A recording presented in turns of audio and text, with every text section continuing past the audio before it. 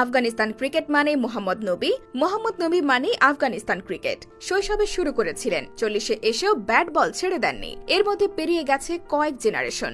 নবীর এক জীবনে তার দেশে সাবেক সোভিয়েত ইউনিয়ন শাসক গোষ্ঠী এসেছে, ফিরেও গেছে। যুক্তরাষ্ট্র এসেও ফিরে গেছে।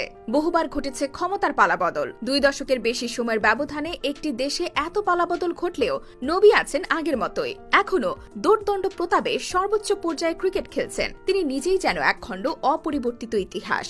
তবে এবার হয়তো রঙিন অধ্যায়ের সমাপ্তি হতে চলেছে, কারণ ওয়ানডে ক্রিকেট থেকে অগ্রিম অবসরের ঘোষণা দিয়েছেন মোহাম্মদ নবী। 2025 সালের চ্যাম্পিয়ন্স ট্রফির পর ওয়ানডেতে আফগান এই তারকাকে আর দেখা যাবে না। আফগানিস্তান ক্রিকেটের শুরুর দিনগুলোতে তার নামটি সবথেকে বেশি উচ্চারিত হতো। এখনো রশিদ খানের পরে তার নামটি অন্য সবার আগে আসে। 15 বছরের ওয়ানডে ক্যারিয়ারে 165 ওয়ানডে ম্যাচ খেলেছেন তিনি, যেখানে 27 গড়ে 2 সেঞ্চুরি ও 17 হাফ সেঞ্চুরিতে 3549 রান